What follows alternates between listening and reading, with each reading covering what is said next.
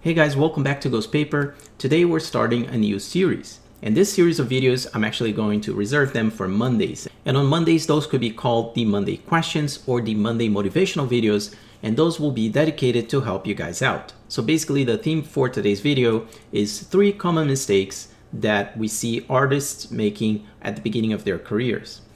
So this is my personal list. These are things that I've committed as well at the beginning of my career, and I just find those important for you guys to keep it in mind and try to avoid them. So mistake number 1 is to do your research and to ask questions. So whenever we get a new opportunity, a new project, or freelance work, one thing that we tend to ask as a very common question is what this job is about. And of course, that is a very important question. We're going to get a brief from that client, and hopefully it's a clear brief. But there's 2 things that people forget to do a lot of the time. One is to actually ask the question, what this job is not about. And I'll get into that section in a second, but also to do some research while getting those 2 questions, what the job is about and what is not about. The reason for that is that we usually get very excited about new opportunities and new freelance, new projects. And not only we actually tend to do what the client's telling us as a brief, but we maybe actually want to show a couple options. And by showing a couple options, it might be different art styles, different directions.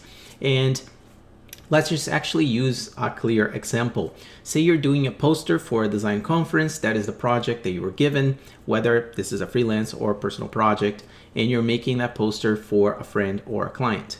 So while making that, you probably got a brief, you know the location, you know the date of the conference, you know the name of the conference. So maybe the client has told you that you should go with a minimalistic poster or something a little bit more illustrated, and that's just like a start.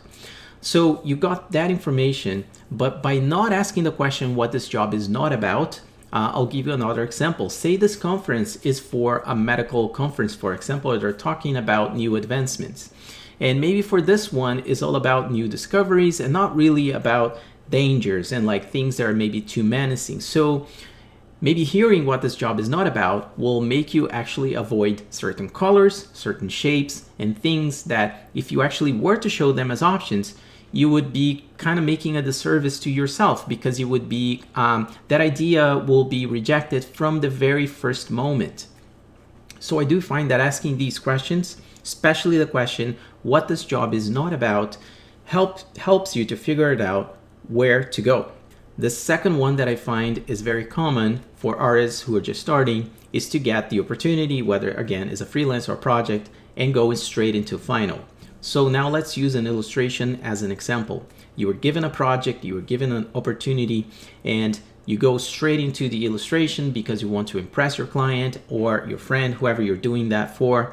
And you actually forget something really, really important, which is called the check-ins. And the check-ins are something that, it's during the process to give a chance for them to give you a little bit of feedback. So that's the second mistake that I do find a lot of artists making, is to go straight into final and don't make the rough designs or the first round of designs. And those can just be done with paper and pencil. Those can be rough sketches. If you're a web designer, those could be like, for example, like it could be the website just done in like black and white or like gray shapes. And those are just like it's the grid and the form. You're just showing the form of that website, but you're not getting into design just yet. You're just showing the sections. For an illustrator, it could just be the rough sketch of a character or the scene, and that can also just be done on the computer or with a piece of paper, but you're not going just there with the final art. So with that, you're actually giving the client a chance to actually give you some feedback or even tell you if you're in the right direction.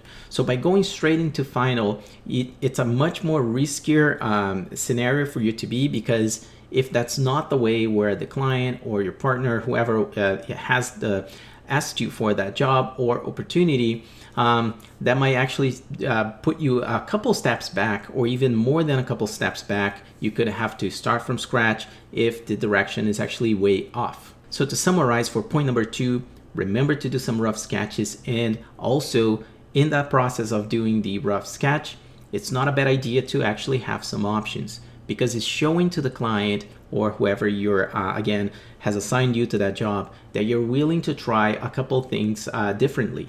So there is no rule set in stone, but I would say that at the most 3 options is not a bad thing. You could go a little bit more than 3 options, but sometimes it's just like a color variation, and you can go up to 5 options. So don't show the other, the other side of that puzzle is like if you show 10 different options, you may have too many options, and it makes it even more difficult to choose the one that works the best for the client. So also try to minimize the number of options, but also try not to show just one. All right, the third one is what I call setting the terms. And this is something that is very, very important as well. So before you start anything, before you jumpstart on this very new exciting opportunity, whether it's a project or freelance work, you really want to set the terms that are fair for both sides. And what I mean by that is that, for example, this work that you're doing might be due for some compensation, some value, some money that you're actually getting paid, and you want to know if the amount is fair. Also, on the client side, I've seen and heard, there could be opportunities where the clients actually want to pay you. Let's just give you an example. I know it may sound crazy, but what if they have a really, really big Instagram page and they want to give you a shout out? And that's it's going to be on you to decide if this is something cool for you. If you're willing to actually do that work and without getting paid, your name is going to be there as credit. And believe me, this does exist, and quite a bit. So you need to set these terms, you need to set these rules before you start anything so you don't lose time, and also for the client to not lose their time as well.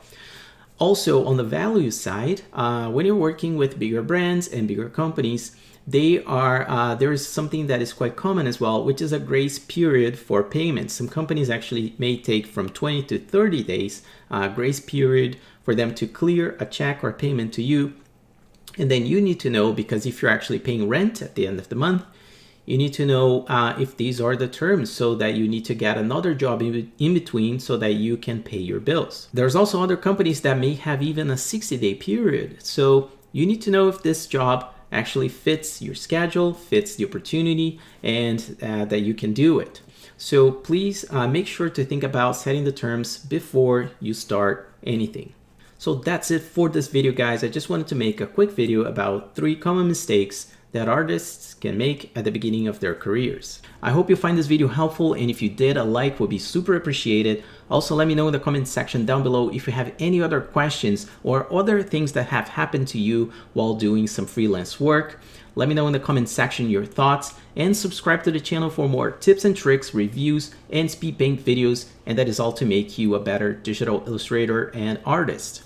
Thank you so much for watching, and I'll see you on the next one. Ciao.